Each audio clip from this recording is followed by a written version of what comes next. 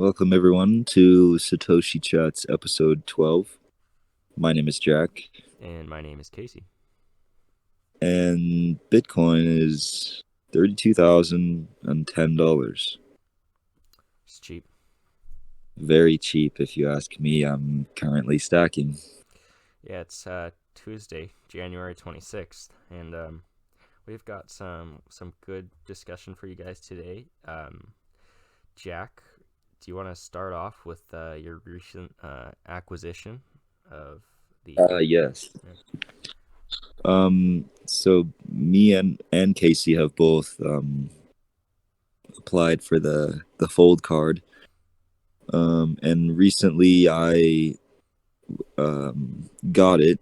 It's still in the mail, but I got the premium card for the 3% average Bitcoin cashback. And I have never been more excited for a card to come in the mail before.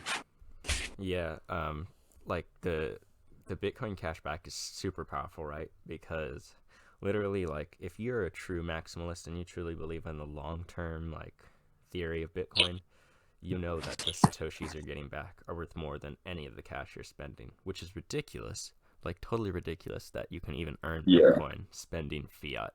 I mean, you can buy Bitcoin with fiat, so that makes sense, but just the whole thing is just so funny to me. It's like free Bitcoin, literally.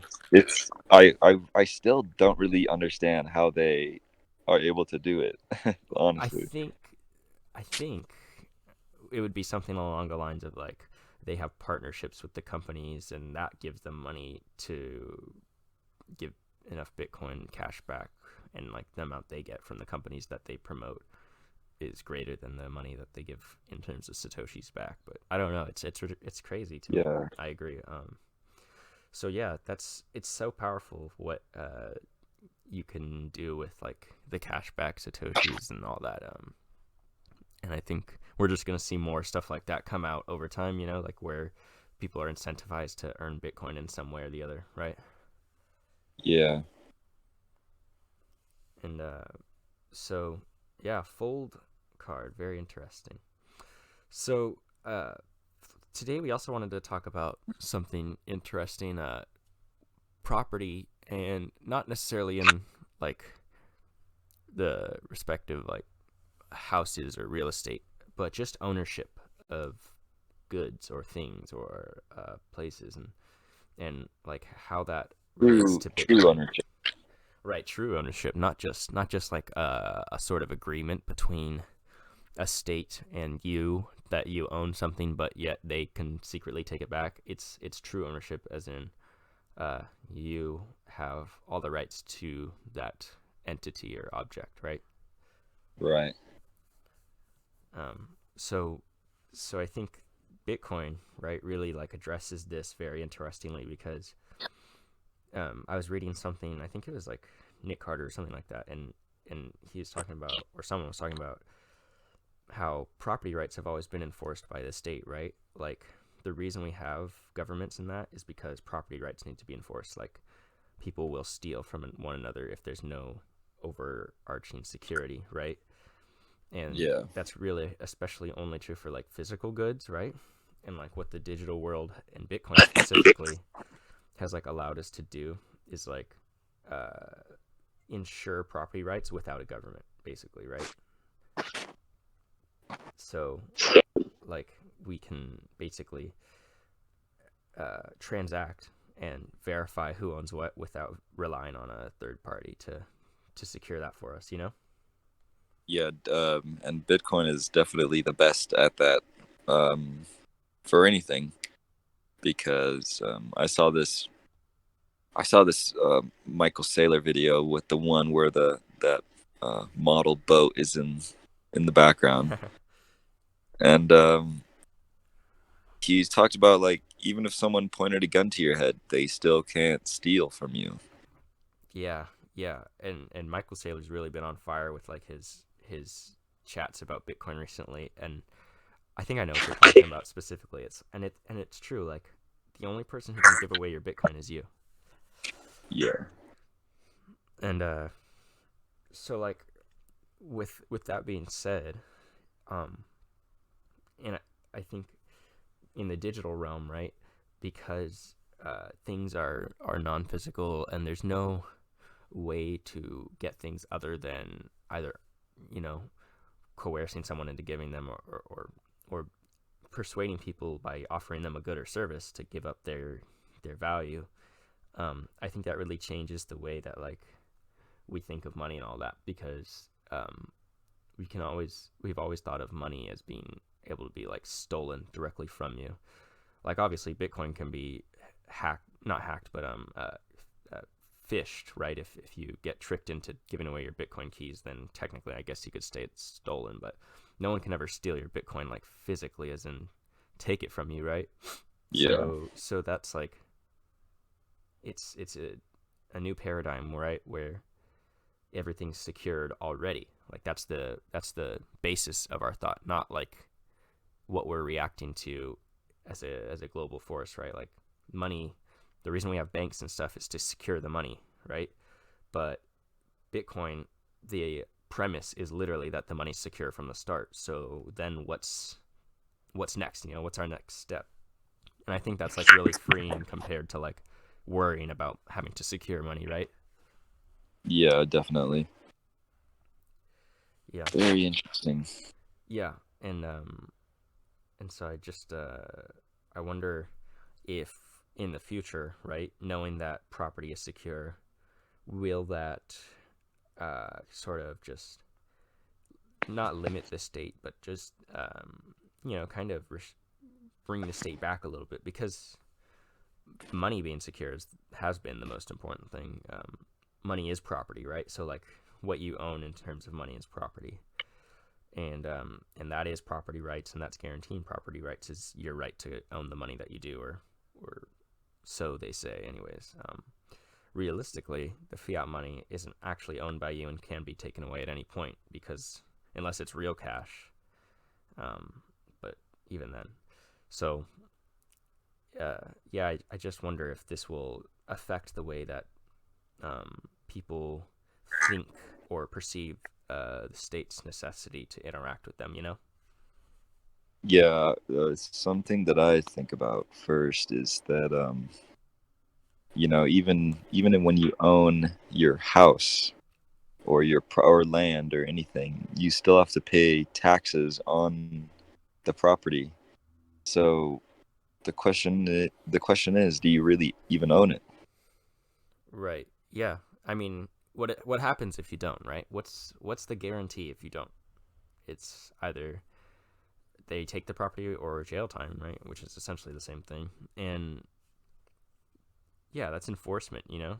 It's violence. So,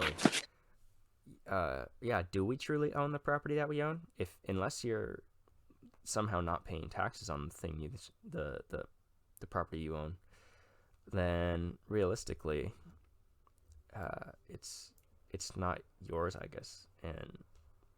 And that's to say at least that at some level you're renting something from the state, right? Like what is it that you're borrowing from the state? Perhaps the tax itself, the taxes that are earmarked for whatever reason, they go to different things, so they say. But the actual, I think, like you could say, like the actual thing that's being taxed is like the whole securing of the property rights, right? Like the reason you pay property taxes is for the same reason that we have government in the first place, and that someone needs to secure it. And I guess that's your tax to live in that state, in that government. Right. But at the same time, it sort of contradicts the idea that you own the thing itself when you have to pay someone to be there, right? Right. Like, I guess on the other end of the spectrum, if there wasn't any property tax, like, and there was, less government control, there would be, uh, you know, just people on your land claiming that it's theirs, and then, Right. And uh, then what? And then what and happens? then yeah, exactly. And so it's a bit like there are whole you know essays and research books and majors in college dedicated to finding out you know what's the right role of the state. But I think it's just interesting to note that Bitcoin really challenges that in terms of like the things that you usually pay the state for aren't really necessary with Bitcoin. So what's the state necessary for? I guess. Yeah. But yeah, so but that doesn't mean that the state has to go stop existing because Bitcoin only solves certain problems, at least so far, and I think we're a long way off from not needing a state. But yeah, so that was like really what we wanted to touch on today. Do you have anything more to say, Jack? Hmm. Yeah, I think it's I think it's interesting that um, states uh, states like have different taxation on property when it's all the same thing. Really, it's just a piece of dirt with some wood on it. Uh huh. So how come I have to pay more for this piece of dirt and wood in this section of land when on this other section of land I don't have to do that? Well, see, So that's the great thing too, though, about America is that say you don't like the taxation of your state, and given that you have enough resources, right, you can just up and move, and that's your vote, right? Like that's your you're clearly showing that you prefer the methodology and taxation of one state over another, and all of your tax dollars now leave the previous state and enter another state, right? And so yes, that's the market, like it is showing a free this. market. It's a free market movement, so far at least is a free market, and and so that's showing the state or wherever you're leaving that this is, I disagree with your tax or I disagree with what you chose, right? So that's like it's interesting how the market forces can literally just, as long as you don't restrict movement, they just show That what is a taxes interesting. people are willing to handle, right? That is an interesting way. It's almost like a vote in a way. Right, yeah, vote. And it's a powerful vote too, because like if you're rich enough and you give a lot of taxes, you leaving the state could mean more loss to the state than raising their taxes, right? So like maybe California raises the tax from 30% to 35%, but if enough billionaires leave, they would actually lose the money that they would have intended to raise by raising the tax. So it's Yeah, kind of that's actually asinine, crazy. right? Like it's, oh my. And look at Elon Musk. He wants to leave to Texas, I think, and it's just it's such a reaction to, it's such an obvious reaction to the taxes. It's not like hidden at all. It's not like, oh, we it's not like trying to hide we don't want to pay taxes. It's very directly related to the taxes. It's very directly in your face about the taxes, and I think Yeah, that's a vote. That's them saying that's their demand curve, right? Or supply curve maybe. And I don't really want to put too much thought into it, but that's them uh, hitting their point of no return. Like if there's a certain level of tax, they're gonna leave, and that's theirs, right? And so I wonder what, I think right now, like the states are kind of just like pushing it up ever so slowly. Certain states, and they're just finding out what people are willing to take, right? And then once they can't take it anymore, they leave. And I don't know. Some states are, are reaching that point for sure. I'm certain of it. So I'm I'm not certain about this, but I'm sure the first state tax was supposed to be temporary. yeah, what's that saying that like the most uh the most longest lasting things Uh, were temporary government programs or something like that. the most yeah, it's like Nothing is as permanent as a temporary government program. I think that's it. yes, that's it. That's it. Nothing So is more permanent than a temporary. right. Exactly. So So even if, a state went from, let's say a state went from 0 to zero point zero 0.01, mhm. um, I'm sure, there's two sides to argue, but clearly I'm on one side. Yeah, I could see people arguing, oh, it's not that much, and the state could benefit from this. But on the other side, it's, well, after this it's going to be 5%, then 10%. So I mean, Right, it's and for people thinking of the slippery slope fallacy, that's true until it's not, right? Like like you might say like, oh well, it wouldn't get that bad, but it did. Like look at certain states. Certain states have like 40% tax, 30% tax, like huge taxation rates, right? And and it does get that bad because taxes are kind of a snowball effect. Like once you start taxing a little bit, you got to tax more and more and more to cover the increasing costs that you're inevitably promising through social programs that you're going to use the taxes for, right? yeah, So I don't know, and there's a whole field of arguments that the social programs are necessary in any rich country, and I don't think I don't think that's really the point of the topic that we're addressing. What we're addressing is like, are the taxes affecting your property rights, right? And I think the biggest point is what we made earlier, that you can move, right? I think as long as that's true, as long as people can freely move, and I think the biggest thing is that you can't be like taxed. If you can be taxed after you leave the state, that's theft, right? And and, yeah, and I think as long as you can avoid that, then then you're you're well within like America's rights. Like as long as there's a state where you can go and not have income tax and all that, I think that's still America, right? And then you can choose to vote and move there, right? Like you can vote with yourself, your money and tax dollars, and move to wherever that is if you're passionate about that. And I think and luckily there's like a pretty wide spectrum of taxation rates in the United States, so like you can kind of choose what level of taxation you think is actually truly beneficial to society, and move there, you know and and so I think yeah, it's a it's a obviously there's an argument to be had for like why taxes exist and all that, but that's not really the point we're making. It's more like first the property rights, and then the fact that you can vote with yourself by moving your property, right? Or moving where you decide to own property. So yeah, right. I think that's I think as of now, Wyoming is the most Bitcoin friendly state. I wish that would become a race, right? Like, and it will. I think it will. Just like who's going to allow Bitcoin to really flow through it without being taxed. I think once everyone like sees the power of doing that and what that attracts and what kind of technology and wealth that can attract, I think all the states will be jumping on that the chance to bring Yeah, Bitcoin in. And I think like California has been riding on the Silicon Valley coattails for a long time, right?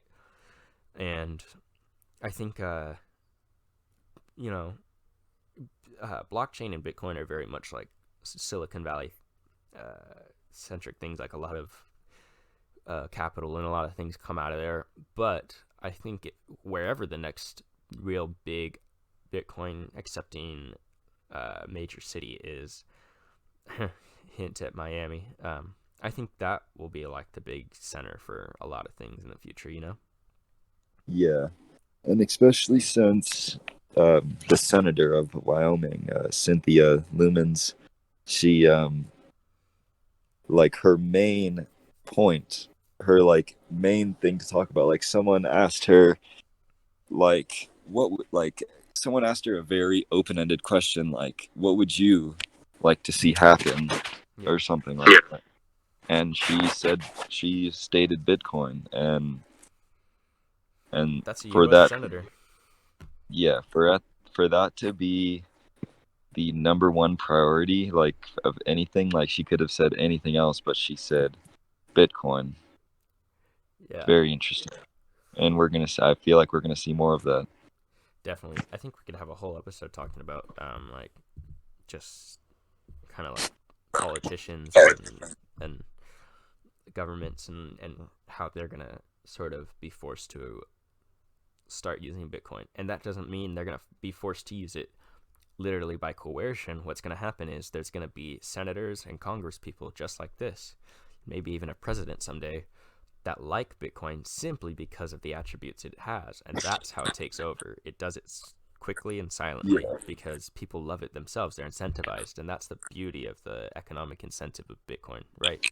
it's the best option like if it's the best option, why would you not support it? You know? Right. Right. Um, it's the only option. So I think that's a good place to stop for today's episode. Um, thanks for listening. Do you have anything more to say, Jack? Um, yeah, maybe we could talk about politicians next time and Bitcoin in the next episode or something like that. Yeah, definitely. We could have a lot to say about it. So, if you're interested in that, let us know. Give us a comment, like, subscribe to the YouTube channel, and yeah, give us a follow on Twitter too. Yes. Have a good day, everyone. Peace out. Later.